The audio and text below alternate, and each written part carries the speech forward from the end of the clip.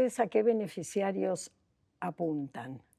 O sea, ¿cuáles serían los beneficiarios? Sos- ¿Son las familias, las madres? La misión de Haciendo Camino es mejorar la calidad de vida de niños y de familias en situación de vulnerabilidad social en el norte argentino, pero las intervenciones que hacemos, los programas que llevamos adelante, tienen un foco principalmente en la primera infancia, como la etapa crucial para el desarrollo de los chicos, y en la madre como el agente fundamental de salud de su familia o como la persona que tiene mayor influencia sobre el cuidado y la salud de la familia, ¿no?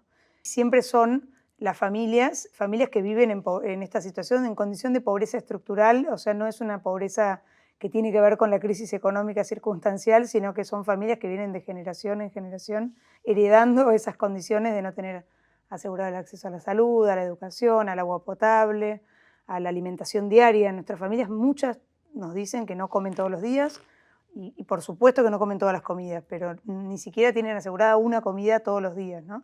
Bueno, hay como muchas limitantes que hacen que salir de ese contexto de pobreza extrema sea muy difícil y que por eso nuestra intervención tenga que ser continua y de largo plazo y de permanecer al lado de ellos acompañando y dando pequeños pasos. No es que podemos ir a hacer algo asistencialista y resolvemos el problema, sino que tenemos que ir acompañando procesos y ese es un poco el trabajo de Haciendo Camino.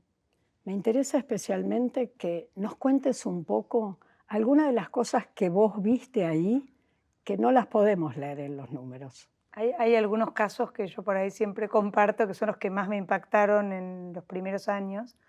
Uno era una mamá de 17 años en Monte Quemado, que tenía la hija muy desnutrida, pesaba creo que 5 kilos y tenía 1 año y medio, y la queríamos llevar a internar, y la mamá me decía, no, no quiero ir a llevarla al hospital porque me aburro, en el hospital me aburro. Le digo, bueno, pero tenemos que llevarla, tu hija está grave, lo que le pasa, o sea, bueno, sí, sí, pero yo no quiero ir.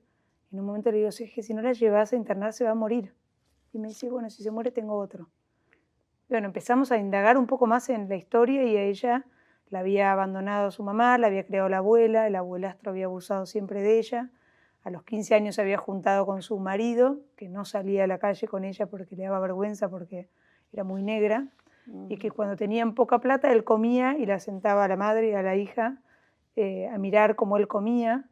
Entonces, claro, entendiendo un poco la historia uno entiende que es difícil que alguien pueda querer a un hijo si vivió esa historia, ¿no? Y entonces nuestro objetivo en ese momento fue, yo le decía a las del equipo de Monte Quemado, tenemos que querer a esta mamá para que ella pueda querer a su hija.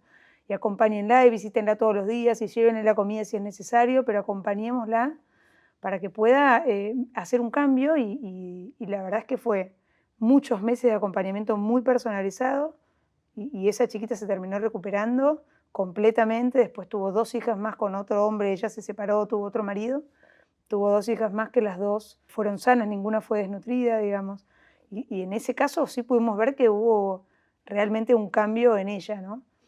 Y hay otros que terminaron mal también, no sé, el primero de todos los casos que yo encontré de desnutrición era una mamá que tenía también una bebita de 3 meses que pesaba 2 kilos y me decía que ella hacía todo lo que le habían indicado, y me contaba tantas cucharadas de leche en la mamadera con agua, y cuando entro a mirar cuál era la leche que le daba, era en vez de ser leche en polvo en la mamadera de agua, era leche líquida en la mamadera de agua, con lo cual tomaba pura agua y esa bebita a las 2 semanas falleció, que para mí fue el primer caso que vi de una muerte por desnutrición que me impactó mucho y que entendí, ¿no? Que a veces sí es una cuestión de vida o muerte. A veces la desnutrición tiene que ver con, bueno, no crece adecuadamente el cerebro, no se desarrolla como hubiera podido su potencial, pero hay veces que tiene que ver con la vida o la muerte y cada vez que nos enfrentamos con uno de esos casos es cuando decimos, bueno, qué importante es lo que hacemos y la constancia y el acompañamiento como día a día de estas familias para poder revertir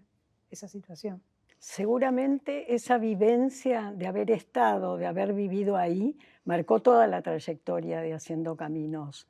Sí, yo siempre digo eso, que Haciendo Camino tiene una mirada muy territorial y de conocer la cara de cada una de esas personas que está atrás de los números que vos decís, de entender lo que significa. Vos hablás de un 60% de pobres, bueno, pero ¿cómo lo vive la persona o qué es lo que siente, qué es lo que le pasa? Bueno, nosotros trabajamos mucho muy cerca de cada familia y de entender su realidad particular, no solamente los números, ¿no?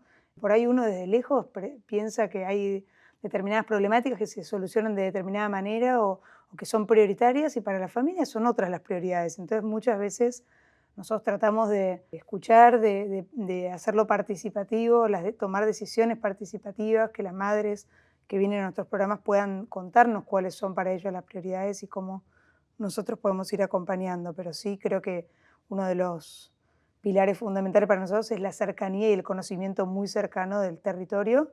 Todos nuestros equipos son locales, trabajan y viven en el lugar donde trabajan, digamos. Yo creo que el encuentro ese cara a cara y el ver más allá de los números también hace una gran diferencia en cómo uno se puede comprometer e involucrar en la realidad. Cuando vos le pones cara a una persona que te dice hace 3 días que no tengo para comer, hace 4 días que no tengo para comer, es muy difícil darse vuelta y no comprometerse, ¿no? Entonces creo que ahí hay una gran llave, digamos, acercando a la gente a la pobreza. Es mucho más fácil que se puedan involucrar.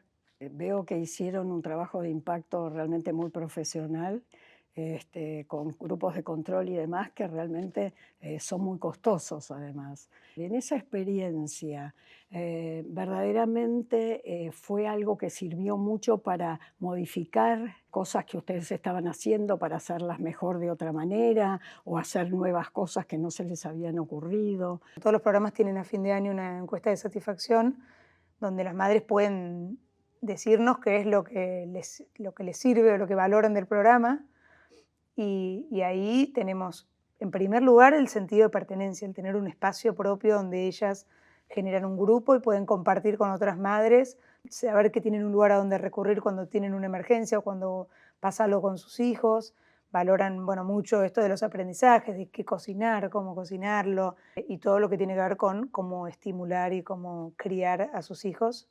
Ellas te dicen, yo con mi hijo anterior no tenía ni idea de que podía hacer algo para cambiar y a este lo veo mucho más entendido, mucho más inteligente que al otro, que a mi hijo anterior, porque, claro, yo no sabía que tenía que hablarle, no sabía que tenía que ponerlo más en el piso para que aprenda, entonces todo lo aprenden antes porque los están estimulando continuamente. Todos esos aprendizajes, creo que siempre el porcentaje de satisfacción de las madres es altísimo en las encuestas de fin de año. Los mejores resultados los obteníamos en la población más vulnerable de todas. En las familias más pobres de las que atendíamos, Sí. era donde los resultados que obteníamos eran mejores, que eso era algo que llamaba la atención porque es donde es más difícil lograr cambios, ¿no?